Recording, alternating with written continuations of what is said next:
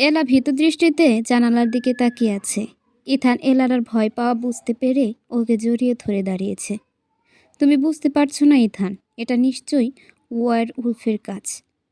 এলা, এটা হয়তো কোনো বন্যপ্রাণীর কাজ। আশেপাশে জঙ্গল, কোনো প্রাণী তো আসতেই পারে। তুমি বড্ড জেদি ইথান। কোনো কিছু বিশ্বাস না করতে চাইলে সে বিষয় চোখের সামনে প্রমাণ থাকলেও মানতে চাও না। ইথান এলারার কপালে চুম্বন এঁকে দেয়। এলারা মুখ ভার করে দাঁড়িয়ে আছে। চলো ঘুমাতে যাই। বাসায় একা থাকো, সেজন্য সাবধানে থাকবে। আর হ্যাঁ, এসব আজগুবি চিন্তা ভাবনা মাথা থেকে বের করে ফেলো। এলারা শুধু মাথা নাড়ে। ইথান এলারাকে কোলে তুলে নিয়ে বিছানার দিকে এগোয়। ওরা জানালার পাশ থেকে সরে যেতেই একজোড়া সবুজ চোখ জানালার পাশে এসে দাঁড়ায়, কিন্তু সেটা ওরা দেখতে পায় না। গভীর রাতে ঘুম ভেঙে যায় এলারার। দূরে নেকড়ে ডাকছে। ভয়ে গলা শুকিয়ে যাচ্ছে ওর। হঠাৎ এলারার মনে পড়ল আজকে পূর্ণিমার রাত। সেজন্য মাদি নেকড়েটা এভাবে করুণ স্বরে ডাকছে। ইথানের দিকে তাকালো এলারা। লোকটা গভীর ঘুমে আচ্ছন্ন। সারাদিন পরিশ্রম করেছে অনেক। এসব ভেবে ইথানকে না ডেকে ভয়ে ভয়ে এলারা আবার শুয়ে পড়ল। ওয়ানকো গ্রামে ভোরের আলো ফুটলেও সূর্যের দেখা মেলেনি আজ। 15 দিন পরে সোফিয়া এসেছে আজ কাজে। ইথান চলে যেতেই আবারও কলিং বেলের আওয়াজ শুনতে পেয়ে কিছুটা ভয় পেয়ে গিয়েছিল এলারা। কয়েক মাস আগে ঘটে যাওয়া সেই দুর্ঘটনার কথা মনে পড়ছিল বারবার। কিন্তু সোফিয়া কলিং বেল বাজানোর পাশাপাশি ডাকাডাকি করার কারণে এলারা বুঝতে পারে কে এসেছে। তারপর আর দরজা খুলতে দেরি করেনি এলারা। দুপুরে রান্না করেছে সোফিয়া। এলারা ডাইনিং টেবিলে বসে একটা আর্টিকেল পড়ছে। আপামনি, আপনার শরীর কি এখন পুরোপুরি সুস্থ? রান্নাঘর থেকে কিছুটা উচ্চ স্বরে জিজ্ঞেস করলো সোফিয়া। এলারা বসা থেকে উঠে সেদিকে এগোলো। হ্যাঁ, তোমার তো জ্বর ছিল অনেক দিন। বাড়িতে বসে কিভাবে সময় কাটাচ্ছিলে? বাড়ির কাজকর্ম করে সময় কেটে গেছে আপামনি। সোফিয়া গরম গরম ভেড়ার মাংসের স্যুপ চুলো থেকে উঠিয়ে একটা বাটিতে কিছুটা নিয়ে এলারার দিকে এগিয়ে দিয়ে আবার বলল, খেয়ে দেখুন তো আপামনি। এবার এলারা মুচকি হাসল। একেবারে খেয়ে দেখব আন্টি। তাহলে আমি ততক্ষণে রুটিগুলো তৈরি করি। ঠিক আছে। এলারা রান্নাঘরে দাঁড়িয়েই আর্টিকেল পড়ছে। সোফিয়া রুটি তৈরি করতে ব্যস্ত হয়ে উঠেছে। দুপুরের খাবারের তালিকায় আছে ভেড়ার মাংসের স্যুপ, চালের গুঁড়ার তৈরি রুটি, ডিমের কারি, মিষ্টি। হঠাৎ এলারার মনে হলো সোফিয়া আন্টিও গতকাল রাতে নেকড়ের ডাক শুনেছিল। আচ্ছা আন্টি, গতকাল রাতে কি নেকড়ের ডাক শুনেছিলে? সোফিয়া দীর্ঘশ্বাস ছাড়ল। বলল, হ্যাঁ শুনেছি আপামনি। সেদিন ডেলিয়াম নামে একজন বহিরাগত নেকড়ের হাতে মারা গেছে। এ গ্রামের নোয়ার সাথে তার ভালোবাসার সম্পর্ক ছিল। দেখা করতে এসে প্রাণ দিতে হলো ছেলেটাকে। ডেলিয়ামের কথা শুনে খুব কষ্ট হচ্ছে এলারার। হাত থেকে আর্টিকেল পেপারটা পাশে রেখে নড়ে চড়ে দাঁড়ালো সে। খুব খারাপ লাগছে নোয়ার জন্য। আচ্ছা, এটা কি সাধারণ নেকড়ের কাজ, নাকি ওটা মায়া নেকড়ে আপামনি? এই গ্রামে কোনো সাধারণ নেকড়ে নেই। থাকলে কেউ না কেউ কখনো দেখত, কিন্তু ওকে কেউ দেখতে পায়নি কখনো। ঝড়ের বেগে আধার নামলে আসে আবার চলে যায়। তবে কথিত আছে ওই নেকড়ে কাউকে না মেরে যদি কামড়ে দেয় তাহলে সেও মায়া নেকড়েতে পরিণত হয়। এলারা চমকালো, কি ভয়ঙ্কর কথা। শুকনো ঢোক গিলে শুধালো, এসব কি আসলেই হয় আন্টি? নেকড়ে যে আছে এটা তো সত্যি, কিন্তু আজ পর্যন্ত আমরা কেউ এই নেকড়ে রূপে মানুষকে দেখিনি। কিন্তু অনেক আগে নাকি আমাদের দাদা নানারা দেখেছেন তাদের। এলারা এবার কিছুটা আগ্রহ হারালো। ইথানের কথাই হয়তো ঠিক, সব কিছুই মন গড়া, পুরনো আমলের আজগুবি গল্প। ঠিক আছে, আমি গোসল করতে যাচ্ছি, তুমি রান্না শেষ করে নাও ততক্ষণে। জি আপামনি। ইদানিং এলারার সাথে দূরত্ব সৃষ্টি হচ্ছে ইথানের। এলারা আগের মতো ফিজিক্যাল রিলেশনশিপের প্রতি আগ্রহ দেখায় না। বিশেষ মুহূর্তে হুটহাট কেঁদে ওঠে। প্রথম ইথান বিষয়টা বুঝলেও এখন ওর বিরক্তি লাগে। এজন্য প্রায় রাত করে বাসায় ফেরে। সারাদিন সোফিয়ার সাথে সময় কাটালেও সন্ধ্যা থেকে রাত 10টা-11টা পর্যন্ত এলারা একাই থাকে বাসায়। এভাবে বাসায় বসে থাকতে আর ভালো লাগছে না এলারার। ইথানার থেকে সময় না পাওয়ার কারণে মানসিকভাবে আরও অশান্তিতে থাকে এলারা। এজন্যই একটা চাকরির কথা ভাবছে সে। মুনলিট ক্যাফের সামনে এসে গাড়ি থামিয়েছে ইথান। 3-4 দিন ধরে নিয়মিত এখানে আসা হয় তার। সেরাফিনার হাতে 1 কাপ গ্রিন টি কিংবা কফি না খেলে মনে হয় আজকাল রাতে ঘুম আসে না ইথানের। প্রতিদিন রাত 9টা কিংবা 10টার মধ্যে আসে ইথান। জিপ গাড়ি থেকে নেমে ক্যাফেতে প্রবেশ করে। একটা চেয়ার টেনে বসলো ইথান। কী ব্যাপার সাহেব, আজকাল ঘন ঘন সেরাফিনার কাছে আসেন যে? ইথান পেছন দিকে তাকিয়ে সেরাফিনাকে দেখতে লাগলো। কালো রঙের পাতলা ফিনফিনে একটা গ্রাউন্ড পরে আছে মেয়েটা। সাথে ঘন কালো চুল, ধবধবে ফর্সা শরীরে কালো রঙে দারুণ লাগছে তাকে। পাশাপাশি পোশাক অতিরিক্ত পাতলা হওয়ার কারণে শরীরের প্রতিটি ভাঁজ স্পষ্ট বোঝা যাচ্ছে। ইথানের মাথাটা হঠাৎ ঝিমিয়ে উঠেছে। এর মধ্যে সেরাফিনা কফি নিয়ে সামনাসামনি এসে দাঁড়িয়েছে ওর। তোমার কফিতে আসক্ত হয়ে গেছি। সেরাফিনা কিছুটা ঝুঁকে টেবিলের উপর কফির কাপ রাখলো। ফলশ্রুতিতে ইথান না চাইতেও সেরাফিনার উন্মুক্ত বক্ষ বিভাজনে দৃষ্টি আটকে গিয়েছিল। বিষয়টা বুঝতে পেরে ইথান নিজেকে মনে মনে করার শাসন করল। এলারা থেকে কিছুদিন দূরে আছে মানে অন্য কারো প্রতি এভাবে দুর্বল হয়ে পড়বে, এটা পাপ, অন্যায়। বুঝলাম, নিন, কফি তো ঠান্ডা হয়ে যাচ্ছে। হ্যাঁ, মেরিনাকে তো দেখছি না, আজকাল কোথায় সে? ইথান কফির কাপে চুমুক দিল। সেরাফিনা মুখোমুখি একটা চেয়ারে বসলো। ঠোঁটের কোণে তার অদ্ভুত এক সম্মোহনী হাসির ঝিলিক। ইথান ওর চোখের দিকে তাকায় না সহজে। যতটা সম্ভব দৃষ্টি সংযত রেখে চলে। মেয়েটার দিকে তাকালেই ইথানের মনে কামনা জেগে ওঠে। ইথান বুঝতে পারে এখানে আসা তার উচিত নয়, কিন্তু না এসেও থাকতে পারে না। সেরাফিনা সৌন্দর্য উপেক্ষা করতে পারছে না ইথান। এটা নিয়ে আরও মানসিক অশান্তির মধ্যে দিয়ে যাচ্ছে সে। ও ছুটিতে আছে ও সাহেব। ও আচ্ছা, কফিটা দারুণ। আর আমি? ইথান হুট করে সেরাফিনার দিকে তাকালো এবার। মেয়েটা কেমন দৃষ্টিতে ওর দিকে তাকিয়ে আছে, যেন ইথানকে এক্ষুনি নিজের করার জন্য প্রস্তুত সে। আজকে আসছি আমি। ইথান এই কথা বলে বসা থেকে উঠে দাঁড়ালো।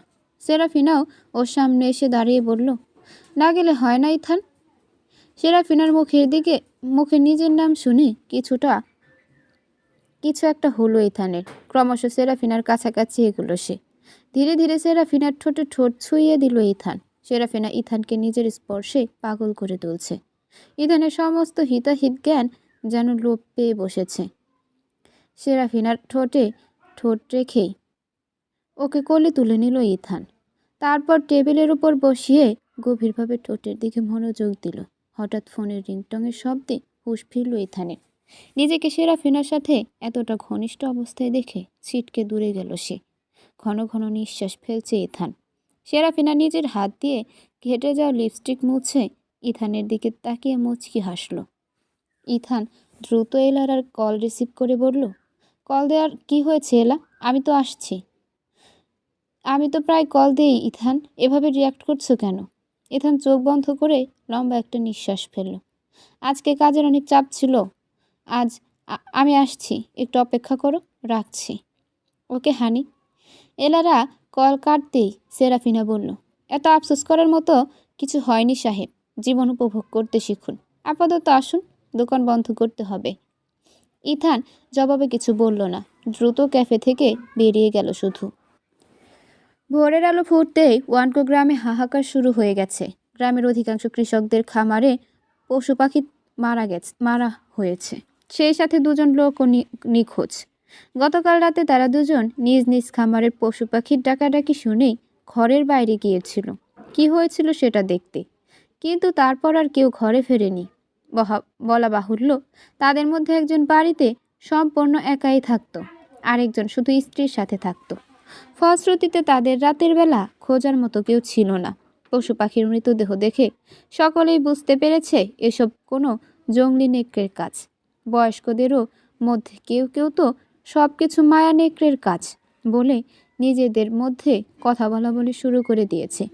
কিন্তু কথা হলো, যেই নেকড়ে এতগুলো বছর তেমন খুন করেনি, সে হঠাৎ এক রাতের মধ্যে এমন হিংস্র হয়ে উঠল কেন? সকাল সকাল গ্রামের খবর শুনে এলারার মন খারাপ হয়ে গেছে। সব খবর সোফিয়া নিজেই জানিয়েছে তাকে। ইথান বাইরের কোনো ঘটনার কথা এলারাকে এসে বলে না। তাছাড়া গতকাল রাতে ফেরার পর এমনিতেই ইথানের মুড অফ ছিল। এলারা ইথানকে বারবার জিজ্ঞেস করা সত্ত্বেও সে বলেনি কেন তার মন খারাপ। আপা মনির কি মন খারাপ আপা মনির কি মন খারাপ লাগছে? সোফিয়া ঘরের মাঝে পরিষ্কার করতে করতে সোফায় বসে থাকা এলারাকে জিজ্ঞেস করলো। এলারা ভাবলিশহীনভাবে বলে, তেমন কিছু না, দেখে মনে হচ্ছে আর কি।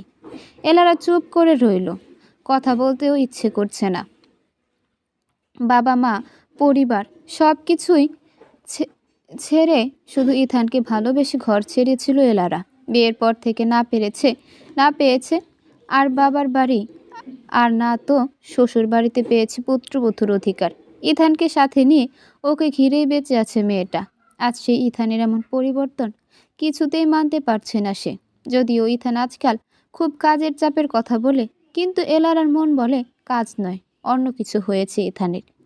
সন্ধ্যা নেমেছে, আকাশে মেঘ হিমশীতল ঠান্ডার মধ্যে এমন ঘোরের আনাগোনা বৃষ্টি হওয়ার সম্ভাবনা জানান দিচ্ছে।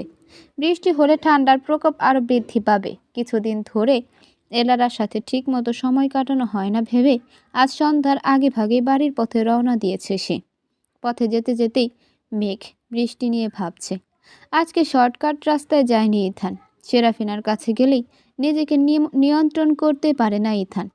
না চাইতেও মেয়েটার দিকে চুম্বকের মতো আকর্ষিত হয় সে। হয়তো স্ত্রীর সাথে তো দীর্ঘদিনের দূরত্বের কারণেই এই অধঃপতন হচ্ছে বলে ভেবে নিয়েছে ইথান। তাই সব কিছু ভুলে এলারার সাথে আগের মতোই সুখে সংসার করবে বলেই মনস্থির করেছে। এসব চিন্তা মাথায় নিয়ে সে গাড়ি চালাচ্ছিল। হঠাৎ সামনে চলে আসা একটি পশু তার চোখে পড়েনি। শেষ মুহূর্তে মুখোমুখি হয়ে জোরে সোরে ব্রেক লাগালো ইথান। গাড়ি থেমে গেল, কিন্তু পশুটি এখনও পা সামনে রেখে দাঁড়িয়ে আছে। ইথান গাড়ির হেডলাইটের আলোয় সামনের দিকে ভালো করে দেখতে লাগলো। গাড়ির ঠিক সামনাসামনি একটা ধূসর রঙের নেকড়ে দাঁড়িয়ে আছে। নেকড়েটা ইথানের দিকে অদ্ভুতভাবে তাকিয়ে আছে। তার চোখে কোনো সাধারণ দৃষ্টি নয়, অদ্ভুত তার চাহনি। ইথান স্থির হয়ে বসে আছে। তার মাথায় একরাশ অজানা আতঙ্ক ভয় করেছে। এতটাই আতঙ্কিত হয়ে গেছে যে গাড়ি চালাতেই ভুলে গেছে সে। নেকড়েটা এক পা এগিয়ে আসতে লাগলো। এই দৃশ্য দেখে ইথান একেবারে হতভম্ব হয়ে গেছে। তার শরীরে এক মুহূর্তের জন্য ভয়ের শীতলতা ছড়িয়ে পড়েছে। কিছুতেই শরীর নড়ছে না। বুকের ভেতর হঠাৎ করে ভয় আর আতঙ্কের একটি ঢেউ আছড়ে পড়ছে। পাশের রাস্তায় ইথানের গাড়ি, আর রাতের আধার, সব কিছু যেন থমকে দাঁড়িয়ে গেছে। সে কয়েক মুহূর্তে চুপচাপ বসে রইল। মনে মনে ভাবল, এটা কি? ইথানের ভাবনা যতটুকু দ্রুত চলছে, নেকড়ের গতি তার থেকেও বেশি। এতক্ষণে মৃদু গর্জন করতে করতে নেকড়েটি একেবারে ইথানের জিপের সামনের গ্লাসে উঠে এসেছে। এর মধ্যে ইথান এলারার কথা মনে পড়ে গেল ইথানের। সে ভাবল, যদি আজই সব কিছু শেষ হয়, যদি এলারাকে আর দেখা না হয়, তবে কত কিছুই না অমীমাংসিত হয়ে থেকে যাবে। এই চিন্তাগুলো মাথায় আসতেই ইথান কিছু সময়ের জন্য পাথরের মতো স্তব্ধ হয়ে গেল। কিন্তু তারপরেই মৃত্যু খুব নিকট বুঝতে পেরে সম্মিত ফিরে পেল ইথান। কিন্তু শেষ চেষ্টা হিসেবে পুরো শক্তিতে জিপের গ্যাস পেটেল চেপে দিল সে। গাড়ি সর্বোচ্চ গতিতে ছুটতে লাগলো। নেকড়েটা কিছুক্ষণ স্থির দাঁড়িয়ে থাকলেও আঁকাবাঁকা রাস্তা আর অত জোরে গাড়ি চালানোর কারণে কিছুক্ষণ পরই ছিটকে গিয়ে দূরে পড়ে গেল। পরিস্থিতি স্বাভাবিক হয়েছে ভেবে স্বস্তির দীর্ঘ নিঃশ্বাস ফেলল ইথান। যদিও একটু আগে ঘটে যাওয়া ঘটনার রেশ এত জলদি কাটানো সম্ভব না, তবে নিজেকে যথাসম্ভব সামনে নিল সে। অন্যদিকে গ্রাম থেকে হারিয়ে যাওয়া দুজন মানুষই কিছুক্ষণ আগে যে যার বাড়ি ফিরে এসেছে। যেহেতু এখন রাত, সেজন্য এখনো এই বিষয়ে গ্রামের লোকজন অবহিত নয়। বাইরে টিপ টিপ বৃষ্টি হচ্ছে, যাকে বলে ইলশে করি বৃষ্টি। এলারা একটা মোমবাতি হাতে জানালার পাশে গিয়ে পর্দাটা ভালো করে টেনে দিচ্ছে। এমন সময় কলিং বেলের শব্দ ভেসে এলো। এলারা দেয়াল ঘড়ির দিকে তাকিয়ে দেখল রাত 8টা বেজেছে। গত 15 দিনেও ইথান 10টার আগে বাসায় ফেরেনি। সেখানে আজ এত জলদি বাসায় ফেরার কারণ কি, সেটাই ভাবছে এলারা। মোমবাতি হাতেই দরজা খুলে দিল এলারা। ইথান দরজা দিতেই দ্রুত বাসার ভেতরে ঢুকে দরজা আটকে দিয়ে লম্বা একটা নিঃশ্বাস ছাড়ল। এলারা ইথানকে ভালো করে দেখছে। ইথানের চেহারায় স্পর্শ ভয়ের ছাপ। অস্থিরতা বিরাজ করছে। কিছু হয়েছে ইথান? কই না তো। এভাবে তাড়াহুড়ো করে দরজা আটকে দিলে কেন? গ্রামের খবর রাখো না? কতগুলো পশু পাখি মারা গেছে, তার সাথে 2জন গায়েব। ইথান বেডরুমের দিকে যাচ্ছে, সাথে এলারাও। তা ঠিক বলেছ। ইলেকট্রিসিটি গেল কখন? ইথান রুমে ঢুকে পরনের জ্যাকেট পাল্টে অন্য একটা জ্যাকেট পরে নিয়েছে। এলারা টেবিলের উপর রেখেছে মোমবাতি। এই 15 মিনিটের মতো হবে হয়তো। তুমি ফ্রেশ হয়ে এসো, আমি খাবার গরম করছি। ওকে। এলারা এতটুকু বলে অন্য একটা মোমবাতি জ্বেলে সেখান থেকে খাবার ঘরের দিকে এগোচ্ছে। কতদিন হলো ইথান এলারাকে জড়িয়ে পর্যন্ত ধরেনি। আগে বাসায় ফিরেই জড়িয়ে ধরে চুম্বন এঁকে দিত। দীর্ঘশ্বাস ছাড়ল এলারা। মাঝে মধ্যে মনে হয় এই জায়গাটা অভিশপ্ত। এই গ্রামে আসার পর থেকে একে একে সব কিছু এলোমেলো হয়ে যাচ্ছে। সব। ক্যাফের দরজার কাছে দাঁড়িয়ে আছে সেরাফিনা। পরনে তার লাল রঙের পাতলা ফিনফিনে এক পোশাক। পেটের অংশ ফাঁকা, বুকের অংশের কাপড় এত পাতলা যে শরীরের সব কিছু স্পষ্ট বোঝা যাচ্ছে। মেরিনা উদাস হয়ে বসে আছে ক্যাফের ভেতরে একটা চেয়ারে। মন খারাপ কেন তোমার? সেরাফিনার প্রশ্নে হকচকিয়ে গেল মেরিনা। মন খারাপ হলেও কি করার আছে? মেরিনার বাবা নামমাত্র বেঁচে আছেন। কোনো রকমের নিঃশ্বাস চলছে তার, কিন্তু কোনো সারা শব্দ নেই। বাবাকে এভাবে দেখতে মোটেই ভালো লাগে না মেরিনার। না মালকিন, মন খারাপ হবে কেন? কেন, সেই প্রশ্নটাই আমি ইতিমধ্যেই তোমাকে করেছি মেরিনা। ঠিক আছে সব মালকিন, ডাক্তার সাহেব হয়তো আজকে আসবেন না, তাই মনে হচ্ছে। দোকান বন্ধ করে বাসায় চলে যাও তুমি। ঠিক আছে মালকিন। সেরাফিনা মেরিনাকে দোকান বন্ধ করতে বলে দোকানের পেছন দিকে এগোলো। বৃষ্টির তোপ কিছুটা বৃদ্ধি পেয়েছে। বিদ্যুৎ এখনো আসেনি। ইথান ও এলারা খাওয়া দাওয়া শেষ করে বেডরুমে এসে বিছানার যে যার পাশে শুয়ে আছে। এলারার খুব ইচ্ছে করছে এই সুন্দর আবহাওয়াতে ইথানকে খুব জোরে কাছে পেতে, কিন্তু কিভাবে বলবে সেসব? সব কিছু স্বাভাবিক থাকলে ইথানকে বলার দরকার হতো না, সে নিজেই কাছাকাছি আসতো। দীর্ঘশ্বাস ছাড়ল এলারা। ইথান কম্বলটা আর একটু গায়ে টেনে নিল। নিজের চোখে এখনো বিশ্বাস করতে পারছে না সে। সত্যি সত্যি নেকড়ে আছে এই গ্রামে। তবে কথা হলো, ওটা কি আসলে মায়া নেকড়ে নাকি শুধুই নেকড়ে? ইথান। এলারার মৃত্যু ডাকে ইথানের ভাবনার ছেদ ঘটল। অন্ধকারে এলারার চেহারা দেখতে না পেলেও কণ্ঠস্বর শুনে ইথানের বুঝতে অসুবিধা হলো না এলারা তাকে কিছু বলতে চাইছে। বলো এলা। কিছু না। তুমি নিশ্চিত? এলারা চুপ করে গেল। কি বলবে বুঝতে পারছে না। ইথান এলারাকে জড়িয়ে ধরে নিজের সুর উপর করে শুইয়ে দিল। কি করছো ইথান? তুমি যা চাইছো তাই। ইথান এলারার মাঝে হারাতে লাগলো। ক্ষণে ক্ষণে দুজনের ঘন ঘন নিঃশ্বাসের আওয়াজে আরো আবেশিত হচ্ছে। ইথান এতদিনের দূরত্ব ঘুচিয়ে দিয়েছে। এলারাও গ্রাম থেকে উধাও হয়ে যাওয়া 2জন ব্যক্তি জনাথন ও ক্রিস ফিরে আসাতে কেন্দ্র করে প্রতিটি ঘরে কথাবার্তা চলছে আজকাল। কারণ যারা সেদিন রাতে উধাও হয়ে গিয়েছিল তারা 2জন হঠাৎ করে ভীষণ শক্তিশালী হয়ে উঠেছে।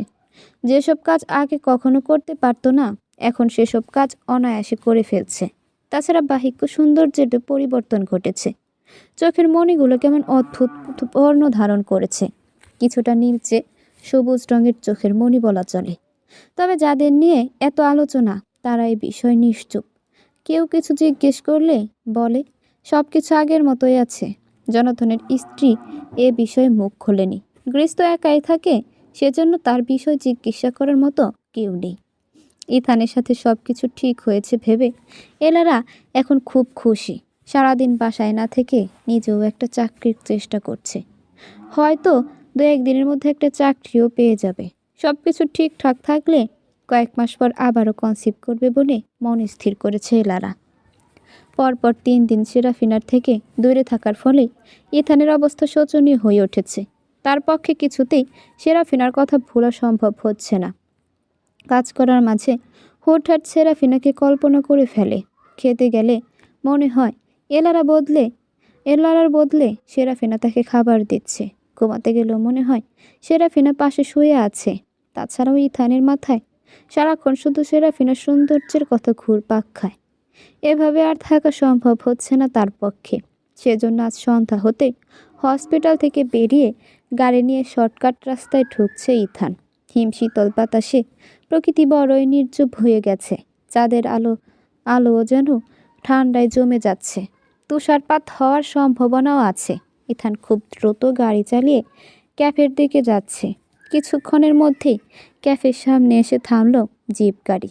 দ্রুত গাড়ি থেকে নেমে ভেতরে প্রবেশ করলো ইথান। যেন এক মুহূর্ত অপেক্ষা করতে পারছে না সে। সেরাফিনা ইথানকে দেখেই মুচকি হাসল। অবশেষে তুমি এলে। না এসে উপায় ছিল না।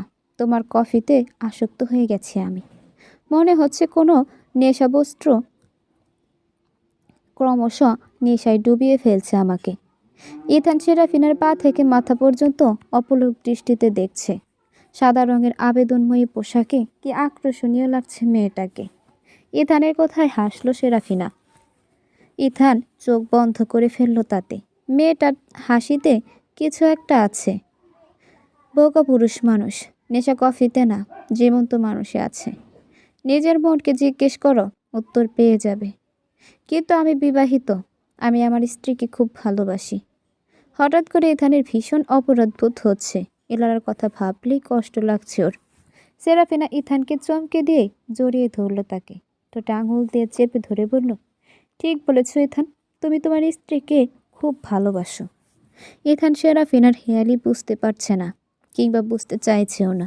সেরাফিনার এত কাছাকাছি এসে কিছুতেই নিজেকে নিয়ন্ত্রণ করতে পারছে না সে। ফলশ্রুতিতে মুহূর্তেই ইথান সেরাফিনার ঠোঁটে ঠোঁট ছুঁয়ে কোলে তুলে নিল তাকে। তারপর সেইভাবেই কোলে করে নিয়ে একটা টেবিলের উপরে বসালো সেরাফিনাকে। ইথান যেন নিজের ভেতর নেই এখন। সেরাফিনার রূপ তাকে আষ্টে পিষ্টে নিয়েছে। দুজনের মধ্যে যখন উত্তেজনা মাঝামাঝি পর্যায়ে, তখন সেরাফিনা হঠাৎ করে দূরে সরে দাঁড়ালো। ইথান হাঁপাচ্ছে, অস্থির হয়ে উঠেছে ওর শরীর মন। কি হলো? আমি অন্যভাবে চাই ইথান। সেরাফিনা এটুকু বলে ক্যাফে থেকে বেরিয়ে সামনের দিকে এগোলো। ইথান সেরাফিনাকে সম্পূর্ণ রূপে পাওয়ার জন্য উন্মুখ হয়ে আছে। তাই ভালো মন্দ কিছু না ভেবেই সেরাফিনার পেছনে যেতে লাগলো। কিছুটা পথ পেরিয়ে একটা নির্জন জায়গায় এসে থামলো সেরাফিনা। চাঁদের আলোতে ঝিলমিল করছে সব কিছু। সামনেই পশ্চিমের জঙ্গল। জঙ্গলের সামনে অনেকখানি খোলা জায়গা। ইথান এবার এগিয়ে গেল তার দিকে। আবেশিত কণ্ঠে বলল, সেরাফিনা, আর অপেক্ষা করিও না। আর সহ্য করতে পারছি না, এসো। সেরাফিনার হাতের ইশারায় মনোমুগ্ধের মতো এগিয়ে যাচ্ছে ইথান। খোলা আকাশের নিচে চাঁদের আলোতে দুজন নরনারী ঘাসের আস্তরণের উপর বসে আছে। সেরাফিনা নিজে থেকে ইথানকে উত্তোলা করে তুলতে শুরু করেছে এবার। ইথান এমনিতে লাগাম ছাড়া ছিল। তারপর সেরাফিনার এমন আচরণে আর কিছুই সহ্য করতে পারছে না। কিছুক্ষণের ব্যবধানে দুজন দুজনের সাথে মিশে যেতে লাগলো। যার সাক্ষী রইল শুধু প্রকৃতি। চাঁদনি রাত। একা একা বাড়ির সামনে রাস্তায় বসে আছে নোয়া। রাস্তার ওপাশে কৃষি জমি। জমিতে অনেক ফসল। কারো গমের খেতে ফল, কারো জমি শীতকালীন সবজিতে ভরপুর। ডেলিয়াম মারা যাওয়ার পর থেকে দিন রাতের পার্থক্য ভুলতে বসেছে নোয়া। চারদিকে এত আতঙ্ক ভয় ছড়িয়ে থাকলেও নির্ভয়ে রাতের বেলাও এভাবে বাইরে বসে থাকে মেয়েটা। সেই রাত, ডেলিয়ামের সাথে ঘনিষ্ঠতা, সব কিছুই বড্ড মনে পড়ে তার। নোয়া যখন এসব ভেবে ভেবে চোখের জল ফেলছে, ঠিক সময় বাড়ির পেছনে ঝোপঝাড়ের মধ্যে একজোড়া সবুজ চোখের প্রাণী বেরিয়ে এলো। নোয়া। হঠাৎ ডেলিয়ামের কণ্ঠস্বর শুনে নোয়া আরও বেশি কাঁদতে লাগলো। মানুষটাকে ভাবতে ভাবতে আজকাল কল্পনায় আসে সে। নোয়া সেজন্য ছলছল নয়নে পাশে দাঁড়িয়ে থাকা ডেলিয়ামের দিকে তাকিয়ে আছে। ডেলিয়াম ধীরে ধীরে নোয়ার পাশে বসলো। নোয়া নিষ্পলক চোখে তার দিকেই তাকিয়ে এখনো। নোয়া, কেমন আছো? ডেলিয়াম আবারও কথা বলার কিছুটা চমকালো নোয়া। দৃষ্টিভ্রম হলে চোখে ভুল দেখা যাবে, কিন্তু এভাবে ভুলভাব কথাও শোনা যায়।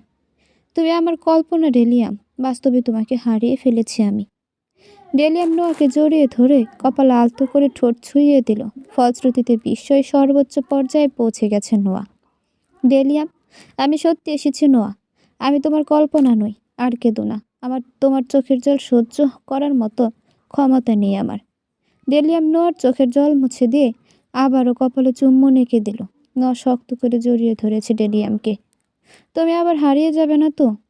আমি তোমাকে ছাড়া ভালো থাকতে পারি না ডেলিয়াম। আমার ভীষণ কষ্ট হয়। শান্ত হও নোয়া। আমি আর কখনো তোমার থেকে দূরে যাব না। আমৃত্যু তোমার সাথে থাকবো। নোয়া ডেলিয়ামের চোখে মুখে ঠোঁটের স্পর্শে ভরিয়ে দিতে লাগলো। ডেলিয়াম নোয়ার উষ্ণ স্পর্শ অনুভব করছে। আচ্ছা ডেলিয়াম, তুমি কিভাবে সুস্থ হলে? সব কিছু স্বপ্ন মনে হচ্ছে আমার। একটা চিমটি কাটো। ডেলিয়াম নোরার ঘাড়ে একটা কামড় বসিয়ে দিতে নোয়া মৃদু শব্দ করে উঠল। বিশ্বাস হলো? উফ, তুমি এতটা যাচ্ছে তাই। সে যাই হোক, চলো। কোথায়? চাঁদনি রাত, সাথে তুমি। সময়টা নষ্ট করা উচিত হবে না নোয়া। চলো। ডেলিয়াম এ কথা বলেই নোয়াকে কোলে তুলে নিয়ে সামনের দিকে এগোতে শুরু করলো। দূরে কোথাও থেকে নেড়ি কুকুরের আওয়াজ ভেসে আসছে। নোয়ার মনে অনেক প্রশ্ন। ডেলিয়াম কি কিছু এড়িয়ে গেল? স্বামীর জন্য অপেক্ষা করতে করতে ঘুমিয়ে গিয়েছিল এলারা। ঘুম ভাঙল কলিং বেলের আওয়াজে। ইথান এসেছে বিষয়টা বুঝতে পেরে দ্রুত চোখে মুখে পানির ছিটে দিয়ে দরজা খুলতে এসেছে এলারা। সরি গো, একটা এমার্জেন্সি হয়ে গেছে, সেজন্য এতটা দেরি হলো। ঈশান বাসায় ঢুকে আগে এলারার গালে টুটে চুমু খেলো, তারপর উক্ত কথাগুলো বলল। এলারা হাসছে ইথানের কাজকর্ম দেখে। দরজা আটকে দিয়ে দুজনেই বেডরুমের দিকে এগোচ্ছে। ব্যাপার না, আমার শুধু চিন্তা হয় তোমাকে নিয়ে। এভাবে রাতে চলাচল করা মোটেও নিরাপদ নয় ইথান। তাহলে পার্সোনাল সেক্রেটারি রাখবো সাথে। কাজ তো করতেই হবে, সেজন্য রাতও হবে। বেডরুমে ঢুকে এরারা ইথানকে জড়িয়ে ধরল। মুচকি হেসে বলল, ইথান, আজকে আমাদের ৩য় বিবাহবার্ষিকী। রাত ১টা বেজেছে। আজকের তারিখে আমরা বিয়ে করে দুজনের হয়ে গিয়েছিলাম। কথাগুলো বলতে গিয়ে এলারার দু চোখ ঝাপসা হয়ে এসেছে। গত ২ বছর ইথান নিজে থেকে এই দিনটা নিয়ে যত জল্পনা কল্পনা করে রাখত, অথচ এবছর ইথান, আজকে আমাদের ৩য় বিবাহবার্ষিকী। কাজের চাপে তুমি হয়তো ভুলে গিয়েছ। কথাগুলো বলতে গিয়ে এলারার দু চোখ ঝাপসা হয়ে এসেছে। গত ২ বছর ইথান এই দিনটা নিয়ে নিজেই কত জল্পনা কল্পনা করে রাখত। ঠিক রাত ১২টায় এলারাকে সারপ্রাইজ দিত। অথচ এবছর ইথান এলারার মনের অবস্থা বুঝে বলল, সরি ডার্লিং, বিশ্বাস করো, আজকে এতটা ব্যস্ত ছিলাম যে দুনিয়ার যাবতীয় সব কিছুই আমার চিন্তা ভাবনার বাইরে ছিল। কালকে আমরা ঘুরতে বের হব। আমি সকালে হসপিটালে কল করে বলে দেব আজকে আমি হসপিটালে যেতে পারবো না। আজকের দিনটা আমি আমার বউকে নিয়ে ঘুরবো, ঠিক আছে? এবার হাসো এলা, প্লিজ। ইথান এলারার ২ গালে হাত রেখে চোখে চোখ রেখে তাকিয়ে আছে। এলারা হাসলো। মেয়েরা যতই কষ্ট পাক কিংবা অভিমান করুক, প্রিয় পুরুষের একটু ভালোবাসা পেলেই সব কিছু ভুলে যায়। এলারার বেলায়ও তাই হলো। ইথানকে শক্ত করে জড়িয়ে ধরে বলল সে, ওকে হানি, তুমি ফ্রেশ হয়ে এসো, আমি খাবার গরম করছি। ঠিক আছে। এলারা ইথানকে ওখানে রেখে রান্নাঘরের দিকে এগোলো। ইথান তোয়ালে নিয়ে ওয়াশরুমে ঢুকেছে। এই ঠান্ডার মধ্যেও গোসল করবে সে। এলারার কথা ভেবে নিজেকে অপরাধী মনে হচ্ছে ওর। কি হয়ে গেল কিছুক্ষণ আগে? কামের বশীভূত হয়ে নিজের ভালোবাসার মানুষকে ঠকালো। নিজেকে পাগল পাগল লাগছে ইথানের। যে ঠোঁট হাত দিয়ে এলারাকে আদর করে, সেই হাত ঠোঁট দিয়ে একটু আগেই শেরিফানাকে স্পর্শ করে এলো সে। এলারা যদি এসব জানতে পারে কিভাবে সহ্য করবে? সব কিছু ছেড়ে যে মানুষটা শুধু ভালোবাসাটা নিয়ে তো দূরে এসেছে, তার কেমন লাগবে যখন সে শুনবে যে তার বউয়ের ভালোবাসাটাই তাকে ঠকিয়েছে? ওহ, ইথান আর কিছুই ভাবতে পারছে না। মাথা ব্যথা করছে। কিছু ঝাপসা ঘটনা চোখের সামনে ভাসছে। সেরাফিনার সাথে ইথান কোথাও যাচ্ছে। সামনে ঘন জঙ্গল। তারপর, না, আমি এসব দেখতে চাই না। ইথান নিজের উপর নিয়ন্ত্রণ হারিয়ে চিৎকার করে উঠল, এলারা, সবে ডাইনিং টেবিলে খাবার রেখেছে। এর মধ্যে ইথান চিৎকার শুনে ওয়াশরুমের দিকে এগোলো। ইথান, ইথান, কি হলো তোমার? এমন চিৎকার করলে কেন? এলারার কণ্ঠস্বর শুনে হুঁশ ফিরল ইথানের। নিজেকে সামলে নিল সে। সাবান জলে পা পিছলে গিয়েছিল। একটু কোমরে ব্যথা পেয়েছি। এলারা অস্থির হয়ে উঠল। দরজা খোলো তো, বেশি কষ্ট হচ্ছে? আরে না, ঠিক আছে আমি। তুমি ডাইনিং টেবিলে গিয়ে বসো, আমি 5 মিনিটে আসছি। আচ্ছা। এলারা মুখ গোমরা করে চলে গেল। দরজা খুললে কি এমন হতো? ইথান স্বস্তির নিঃশ্বাস ফেলল। নিজেকে সামলাতে হবে, এত ভাবলে হবে না। এসব ভেবে গোসল করতে শেষ করতে লাগলো সে। অন্ধকার রাত, চারপাশে ভারী তুষারপাতের চাদর ছড়িয়ে রয়েছে। সবুজ গাছপালার শীর্ষভাগ আর জমি ঢেকে গেছে সাদা তুষারের মোটা স্তরে। যদিও ওয়ানকো গ্রামে সবসময় তুষারপাত হয় না, তবে আগামী 2 দিন এরকম হালকা তুষারপাত হবে বলে জানিয়েছে আবহাওয়া অধিদপ্তর। ডোরিয়ানের পাশে বসে আছে নোয়া। মাইক তাদের সামনে একটা চেয়ারে বসে আছে। ডেলিয়ামকে নিয়ে কথাবার্তা চলছে ওদের মাঝে। তাহলে তুমি ডেলিয়ামকে বিয়ে করতে যাচ্ছ? মাইক থমথমে গলায় জিজ্ঞেস করলো নোয়াকে। হ্যাঁ ভাইয়া, তোমাদের যদি আপত্তি না থাকে তাহলেই করব। ডেলিয়াম বলছে তোমরা রাজি না থাকলে কিছু হবে না। মাইক বেশ খুশি হলো নোয়ার মুখে ডেলিয়ামের এমন কথা শুনে। নোয়ার মা মেয়ের খুশিতেই খুশি। তাছাড়া ডেলিয়ামের মারা যাওয়ার ঘটনায় নোয়ার কী অবস্থা হয়েছিল সেসব তো ডেলিয়ামের অজানা নয়। যদিও ডেলিয়াম এখন বেঁচে আছে। বেশ, আমার কোনো আপত্তি নেই। যেহেতু মা রাজি এবং তুমি নিজেও ডেলিয়ামকে ভালোবাসো, তাই আমারও দ্বিমত পোষণ করার কোনো মানে হয় না। তাছাড়া ডেলিয়াম তোমাকে ভালোবাসে, কিন্তু নোয়া, ডেলিয়ামের অসুস্থতার বিষয়টা খোলাসা করা হয়নি। এতদিন কোথায় ছিল সে? নোয়া মায়ের পাশ থেকে উঠে দাঁড়িয়ে জানালার পাশে গিয়ে পর্দা টেনে নিল। ঠান্ডা বাতাস ঢুকছিল ঘরে। লম্বা নিঃশ্বাস ফেলে বলতে লাগলো ডেলিয়ামে সুস্থ হয়ে ফিরে আসার ঘটনা। ওই দিন ডেলিয়ামকে বাঁচাতে তার বন্ধু মাইকেল এসেছিল। মাইকেল আমাদের থেকে কিছুটা দূরে ছিল। যখন দেখলো নেকড়েটা ডেলিয়ামকে আক্রমণ করছে, তখন সে ছুটে আসে। ফলশ্রুতিতে ডেলিয়ামের বদলে মাইকেলকে হত্যা করে সে। ডেলিয়ামও আমার পাশে জ্ঞান হারিয়ে পড়ে থাকে। পরে কে ডেলিয়ামকে নিয়ে গিয়েছিল সে বিষয়ও জানে না। যখন জ্ঞান ফেরে তখন সে নিজেকে নিজের বাড়িতে আবিষ্কার করে। তারপর কিছুদিন পর আবার আমাদের গ্রামে ফিরে আসে সে। যেহেতু নেকড়ের আক্রমণে মাইকেলের চেহারা বিকৃত হয়ে গিয়েছিল, সেজন্য আমিও বুঝতে পারিনি। আর তখন এত কিছু ভাবার মতো অবস্থাও ছিল না। নোয়ার কথাগুলো ডোরিয়ানা ও মাইক মন দিয়ে শুনেছে। সৃষ্টিকর্তা যে নোয়াকে বাঁচিয়ে দিয়েছে সেটাই অনেক। ওই দিন নেকড়েটা নোয়াকেও মারতে পারত। যাক, যা হয়েছে ভালো হয়েছে। তুমি আগামীকাল ডেলিয়ামকে আমাদের সাথে দেখা করার জন্য বাড়িতে আসতে বলো, আমরা কথা বলবো। ভাইয়ের কথায় বেজায় খুশি হয়েছে নোয়া। হাসি মুখে ভাইয়ের কথার প্রত্যুত্তরে ঠিক আছে বলে ঘর থেকে বেরিয়ে গেল। কিন্তু মাইকের মনে খটকা থেকেই গেছে। আসলে কি নোয়া যা বলল সব সত্যি? চেহারা থেতলে গিয়েছিল সেটা মানা যায়, কিন্তু পোশাক তো দুজনের এক ছিল না। হয়তো নোয়ার মানসিক অবস্থা খারাপ থাকার ফলে সে সময় পোশাকের বিষয়টাও খেয়াল করতে পারেনি, তাই হবে। সারা রাত তুষারপাতের কারণে ওয়ানকো গ্রামে সব কিছু তুষারে ঢেকে গেছে। ইথান ও এলারা জিপ গাড়িতে চড়ে গ্রামে ঘুরতে বের হয়েছে। কথা মতো সকাল সকাল হসপিটালে কল দিয়ে ছুটির ব্যবস্থা করে নিয়েছিল। ডাক্তার সাহেব কেমন আছেন? ভালো, কালকে এসো হসপিটালে। ঠিক আছে। পথে যেতে যেতে অনেকেই এরকমভাবে কথা বলছে ইথানের সাথে। এলারা বিষয়টা বেশ উপভোগ করছে। গ্রামের সবাই ইথানকে একেবারে ঈশ্বরের মতো ভক্তি করে। এলা কি ভাবছ?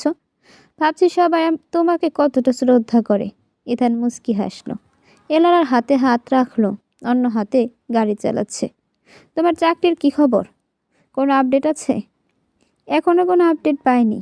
আগামীকাল হয়তো পেয়ে যাব। অপেক্ষা করো। বাসায় বসে না থাকলে চাকরির মাঝে থাকলে ভালো সময় কাটবে। হ্যাঁ। নিজেদের মধ্যে কথা বলতে বলতে হঠাৎ আশেপাশে কোথাও থেকে চিৎকার চেঁচামেচির আওয়াজ শুনে গাড়ি থামালো ইথান। এলারা কিছুটা উদ্গ্রীব হয়ে গেছে। লোকজনের কান্নাকাটি একদম সহ্য করতে পারে না। রাস্তা দিয়ে অনেক মানুষ সেই দিকেই আসা যাওয়া করছে দেখে ইথান একজনকে থামিয়ে জিজ্ঞেস করলো, ভাই কি হয়েছে? ওদিকে এত চিৎকার চেঁচামেচি কেন? সাইমার বাবাকে নেকড়ে মেরে ফেলেছে। গতকাল রাতে তুষারপাত হচ্ছে বলে বাসা থেকে বেরিয়ে খামারের দরজা জানালা ভালো করে আটকে দিতে গিয়েছিল সে, আর তখনই হয়তো নেকড়ের কবলে পড়েছিল বেচারা। খামারের পাশেই পড়ে আছে তার ছিন্ন ভিন্ন নিথর শরীরটা। ভদ্রলোক এটুকু বলে নিজের গন্তব্যে হাঁটতে লাগলো। মন খারাপ হয়ে গেছে এলারার। কি হচ্ছে এ গ্রামে কিছুই বুঝতে পারছে না সে। ইথান হঠাৎ করে চোখের সামনে কিছু অস্পষ্ট দৃশ্য দেখতে লাগলো। একটা জঙ্গল, দুটো নেকড়ে, সামনে বিশাল আকৃতির কিছু একটা। তারপর একটা নেকড়েকে সেই বিশাল আকৃতির অবয়বটা মেরে ফেললো। ইথান আবার মনে হয় আমাদের অন্য কোথাও চলে যাওয়া উচিত। এলারার কথায় ভাবনার ছেদ ঘটল ইথানের। দৃশ্যগুলো সব চোখের সামনে থেকে উধাও হয়ে গেছে। কেন? দেখছো না কিভাবে নেকড়ের হাতে সবার প্রাণ যেতে শুরু করছে? আমার ভয় হয় তোমাকে নিয়ে। আমার কিচ্ছু হবে না পাগলি, এসব নিয়ে তো ভেবো না। সবে 4 মাস হলো এই হসপিটালে জয়েন করেছি। এখনই বদলি হবেও না। তাই বছর খানেক যাক, ততদিন আমরা সাবধানে থাকবো। তবে সাবধানে থাকো। সন্ধ্যার আগে ফেরা তো দূর, কখনো কখনো রাত 12টা বাজে, তারপর ঘরে ফেরো। ইথান এলারার ঠোঁটে আলতো করে চুমু খেলো। কি করব বলো? আমার উপর তো অনেকগুলো মানুষের চিকিৎসা নির্ভর করে। তাও তো ঠিক, কিন্তু এরপর থেকে তোমার সাথে একটা পিস্তল রাখবে। তোমার তো পিস্তলের লাইসেন্সও আছে। ইথান গাড়ি চালাতে শুরু করেছে আবার। হ্যাঁ, কাল থেকে পিস্তল সাথে রাখবো। খুশি? এলারা ইথানকে জড়িয়ে ধরে কপালে চুম্বন এঁকে দিয়ে বলল, অনেক। ওয়ানকো গ্রামের উত্তরে ফরেস্ট অফিস অবস্থিত। সিমসাম সুন্দর একতলা বিল্ডিং এটা। এলারা সহকারী ফরেস্ট অফিসার হিসেবে নিয়োগ পেয়েছে। গতকাল রাতেই সরাসরি উপর মহল থেকে কল করে তার চাকরি সম্পর্কে অবহিত করে। এলারা তো সরকারি চাকরি পেয়ে দারুণ খুশি হয়েছে। ইথানও এলারার খুশি আরেকটু বাড়িয়ে তুলতে রাতে নিজের হাতে রান্না করে খাইয়েছে তাকে। আজকে এলারার চাকরির প্রথম দিন। এর আগে কখনো ফরেস্ট অফিসে আসাও হয়নি। প্রয়োজন না পড়লে তো কেউ তো এদিকে আসেও না। তাছাড়া এখনকার বন বিভাগের কার্যক্রম একটু ধীর গতিতে চলে। তবে সম্প্রতি নেকড়ের আক্রমণে মানুষ মারা যাওয়ার ফলে সরকার নতুন করে ফরেস্ট অফিসের তদারকি শুরু করেছে। পুরনো অফিসারদের বদলি করে নতুন লোক নিয়োগ পেয়েছে। যেহেতু এলারা এর আগে কোনো চাকরি করেনি, এটা তার প্রথম চাকরি, সেজন্য একটু নার্ভাস লাগছে ওর। ইথান সকাল সকাল হসপিটালের উদ্দেশ্যে চলে গেছে। এলারা একবার ভেবেছিল ইথানকে পৌঁছে দিতে বলবে, কিন্তু সেটা আর বলা হয়নি। Mrs Elara Vaughn. আচমকা অপরিচিত কারো কণ্ঠে নিজের নাম শুনে কিছুটা হকচকিয়ে গেল এলারা। সামনে তাকিয়ে দেখল একজন সুদর্শন পুরুষ। পরনে ধূসর রঙের জ্যাকেট, সাথে জিন্সের প্যান্ট। ইয়েস, আপনি ভেতরে আসুন, বসে কথা বলছি। মুচকি হাসল লোকটা। কথা শেষ করে অফিসের ভেতরের দিকে এগোলো। এলারাও তার সাথে সাথে একটা রুমে ঢুকলো। রুমটা বেশ সুন্দর। দেয়ালে বিভিন্ন পশু পাখির পেইন্টিং টানানো। বসুন মিসেস এলারা। থ্যাঙ্কস। আপনার নামটা? আমি আশার কার্টার, ফরেস্ট রেঞ্জ অফিসার, আপনার সহকর্মী। আজ থেকে আমরা একসাথেই কাজ করব। ও, আপনার সাথে পরিচিত হয়ে বেশ লাগলো mister Ashar. Same to you. চাকরিতে নতুন? এলারা মৃদু হেসে বলল, হ্যাঁ। আপনি কিভাবে বুঝলেন? আপনার হাব ভাব বোঝা যাচ্ছে। নার্ভাস হওয়ার কিছুই নেই। এলারা এবার আশারের দিকে নজর দিল। আশার কার্টার 34 বছর বয়সী ফরেস্ট রেঞ্জ অফিসার। সুদর্শন পুরুষ বলা চলে। তার উচ্চতা 6 ফুট 1 ইঞ্চি, মজবুত এবং সুঠাম শরীর। ধবধবে ফর্সা ত্বক, বাদামি চোখে এক ধরনের রহস্যময়তা ফুটে ওঠে। তার চুল কালো, মাঝারি ধৈর্ঘ্যের এবং কিছুটা কোঁকড়ানো। চুলগুলো অগোছালো ভাবেই আছে। লোকটা কি অগোছালো? মিসেস এলারা? আশারের কথায় নড়ে চড়ে উঠল Elara. Sorry sir, it's okay. আমাকে নাম ধরে ডাকতে পারেন, স্যার বলে ডাকার দরকার নেই। এনিওয়ে, শুনলাম ইদানিং গ্রামে বন্যপ্রাণীর আক্রমণ বেড়েছে। তা নিয়ে বিষয় আপনি কতটুকু জানেন? জানি বলতে লোকজনের মুখে যতটুকু শোনা যায় ততটাই। আপনি আলাদা কিছু জানেন এ বিষয়? আশার টেবিলের ওপর পা রাখা সিগারেটের প্যাকেট থেকে একটা সিগারেট নিল। এলারা এটা দেখে চোখ মুখ কুঁচকে ফেলেছে। লোকটা সিগারেট খায়, অস্বস্তি লাগছে বেশ। আমি গতকাল এসেছি এখানে, আপনার মতোই নতুন। তবে আমার কাজের অভিজ্ঞতা আছে। যেহেতু আপনি স্থানীয়, সেজন্য আপনার কাছে জিজ্ঞেস করেছি। সিগারেটের ধোঁয়া ছাড়তে ছাড়তে বলল আর এলারা একটু কেসে উঠল। সিগারেটের ধোঁয়া একদম সহ্য হয় না ওর। বিষয়টা আর বুঝতে পেরে সিগারেটের অবশিষ্ট অংশ পাশের ট্রেতে ফেলে দিল। কি বুঝতে পেরেছি? জি, বুঝতে পেরেছি। ওকে, তাহলে আগামীকাল থেকে পুরোদমে কাজ শুরু হবে। আজকে আসতে পারেন। সময় নিয়ে নিজেকে মানিয়ে নিন। এখানে আমরা 3-4 জন কাজ করব, বাইরের কেউ নেই। আশা করি খুব দ্রুত সব কিছু শিখে ফেলবেন আপনি। আর বসা থেকে উঠে দাঁড়িয়ে বলল। এলারাও উঠে দাঁড়িয়েছে। জি, আমি চেষ্টা করব। আজকে তাহলে আসছি মিস্টার আশার। অবশ্যই, আগামীকাল দেখা হচ্ছে। ওকে। এলারা আশারের থেকে বিদায় নিয়ে অফিস থেকে বেরিয়ে গেল। আশা নিজের চেয়ারে বসে ফের অন্য একটা সিগারেট ধরাতে ব্যস্ত এখন। এর মধ্যে রুমে ফরেস্ট গার্ড জ্যাংশন এসেছে। ভেতরে আসবে স্যার? Yes, come in. জ্যাংশন ভাবে কিছুটা ভীতি প্রদর্শন করে বলল, স্যার, গতকাল রাতে বাজারের দিকে একটা নেকড়ে দেখা গেছে। তাছাড়াও একই সময় বিভিন্ন জায়গায় নেকড়ের ডাক শোনা গেছে। লোকজন বলাবলি করছিল ওগুলো কোনো সাধারণ নেকড়ে না, সাধারণ নেকড়ের থেকে বেশ বড়সড়। আশার বেশ কৌতূহলী হয়ে জ্যাকসনের দিকে তাকিয়ে বলল, তুমিও কি তাই বিশ্বাস করো? থতমত খেল জ্যাকসন। 27 বছর বয়সী জ্যাকসন এখনও অবিবাহিত। পরিবার বলতে তার বাবা আর একটা বোন। বললেও কি আপনি বিশ্বাস করবেন? জানো তো জ্যাকসন, এই পৃথিবীতে আমাদের বিশ্বাস অবিশ্বাসের বাইরেও অনেক কিছু থাকে, তাই কোনো কিছু হেলাফেলা করতে নেই। জি স্যার, আমার বাবার থেকে শুনেছি শত শত বছর ধরে এই গ্রামের পশ্চিম দিকের জঙ্গলে একটা অভিশপ্ত মাদি নেকড়ে বসবাস করে। যদিও আগে সে খুব একটা খুন করতো না, কিন্তু সম্প্রতি সে অনেক মানুষকে হত্যা করছে। তাছাড়াও বাবা বলেছেন মাদি নেকড়েটা হয়তো তার দল গঠন করার জন্য সাধারণ মানুষকেও নেকড়েতে রূপান্তর করেছে। এজন্যই গ্রামের বিভিন্ন জায়গায় বিভিন্ন সময় একসাথে নেকড়ে দেখা যাচ্ছে। আর মুচকি হাসল, তবে এটা অবিশ্বাসের হাসি না, কিছুটা রহস্যময়। সব কিছু বুঝলাম, কিন্তু জ্যাকসন, একটা নেকড়ে কিভাবে লোকজন মানুষকে নেকড়েতে রূপান্তর করতে পারে? বাবার থেকে শুনেছি ওরা কোনো সাধারণ নেকড়ে নয়, মায়া নেকড়ে। মানে অর্ধেক মানুষ আর অর্ধেক নেকড়ে। ওরা ইচ্ছা মতো রূপ বদলাতে পারে, কিন্তু পূর্ণিমার রাতে নিজেদের আসল রূপ লুকিয়ে রাখতে পারে না, এবং সেই রাতে তাদের সর্বোচ্চ শক্তি থাকে। তাছাড়া তাদের কামড়েই সাধারণ মানুষ মায়া নেকড়েতে পরিণত হয়। জানি না এসব আদৌ রূপকথার গল্প নাকি সত্যি কিছু আছে। যদি থাকে তাহলে কি হবে স্যার? জ্যাকসন রীতিমতো ভয়ে কাঁপছে। আসন্ন বিপদ যেন সে এখনই টের পেয়েছে। আশার সিগারেটের শেষ অংশ অ্যাশট্রেতে ফেলল। এত ভয় পেও না জ্যাকসন, সমস্যা থাকলে তার সমাধানও আছে। আমি পৌরাণিক কাহিনী পছন্দ করি, আর সে কারণে এসব মিথোলজি আমি জানি। তবে এসব আসলেই হয় কি না সে বিষয়ে আমি যথেষ্ট সন্দিহান। তবে যাই হোক, তুমি এখন বসো, আমি একটু বের হচ্ছি। Okay sir. জ্যাকসন রুম থেকে বেরিয়ে যেতে আশা আরও নিজের গন্তব্যে এগোলো। আকাশে পূর্ণ চাঁদ, চাঁদের আলোয় ঝলমল করছে ওয়ানকো গ্রাম।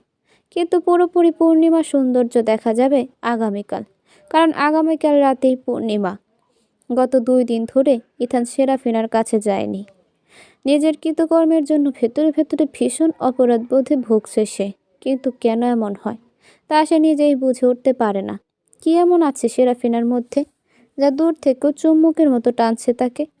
আর মনে গাড়ি চালাচ্ছ ইথান, এসব ভাবছিল মনে মনে। আজকেও সেরাফিনার কাছে না যাওয়ায় সিদ্ধান্ত নিয়েছে। এমনকি এই গ্রাম ছেড়ে অন্য কোথাও বদলি হওয়ার কথা হসপিটালে জানিয়েছিল সে, কিন্তু 6 মাসের আগে তা সম্ভব নয় বলে জানিয়েছে কর্তৃপক্ষ। ভাবনার মধ্যেই হঠাৎ গাড়ির সামনে কিছু একটা পড়তে ইথান জোরে ব্রেক কষে গাড়ি থামাতেই দেখে সামনে দাঁড়িয়ে আছে একটা বিশাল নেকড়ে। নেকড়েটার সাদা ধূসর লোমগুলো চাঁদের আলোয় চকচক করছে। চোখ দুটো সবুজ রঙের। ইথান এক মুহূর্তের জন্য হতভম্ব হয়ে গেল। নেকড়েটা এক দৃষ্টিতে ইথানের দিকে তাকিয়ে আছে। হঠাৎ করেই সেটা এক পায়ে এগিয়ে এলো। ইথান ভয়ে গাড়ি চালাতে শুরু করলো, কিন্তু তার চোখ নড়ল না নেকড়েটার উপর থেকে। গাড়ি চালাতে লাগলো ইথান। নেকড়েটা ওর পেছনে ছুটছে। আশ্চর্যজনকভাবে নেকড়েটা ইথানের গাড়ির থেকেও জোরে দৌড়াচ্ছে। এটা দেখে ইথান দিক বিদিক হারিয়ে গাড়ি ছোটাতে শুরু করেছে। কিছুটা দূরে আসতেই সামনে সেরাফিনার ক্যাফে দেখতে পেল ইথান। চমকালো সে। নেকড়ে তাড়াতে শেষমেশ এই রাস্তায় ঢুকলো। পেছনে ফিরে তাকালো ইথান। নেকড়েটা হঠাৎ করেই এক লাফে পাশের ঝোপের মধ্যে মিলিয়ে গেল। ঘটনার আকস্মিকতায় বেশ অবাক হয়েছে সে। ক্যাফের সামনেই গাড়ি থামলো। ইথান চুপ করে বসে আছে। তার মনে হচ্ছে সে যেন একটা দুঃস্বপ্নের ভেতর ঢুকে পড়েছে। নেকড়েটা কি আসলেই ছিল, নাকি এটা তার কল্পনা? আর যদি ছিলই, তাহলে এর অর্থ কী? চাঁদের আলোয় ঝলমল করা ক্যাফের দরজার সামনে বসে ইথান এসব ভাবতে ভাবতে গভীর উদ্বেগে ডুবে গেল। তুমি এসেছ? সেরাফিনার ডাকে হুঁশ ফিরল ইথানের। আর সেরাফিনার দিকে তাকাতেই ইথানের ভীষণ মাথা ব্যথা অনুভব হচ্ছে।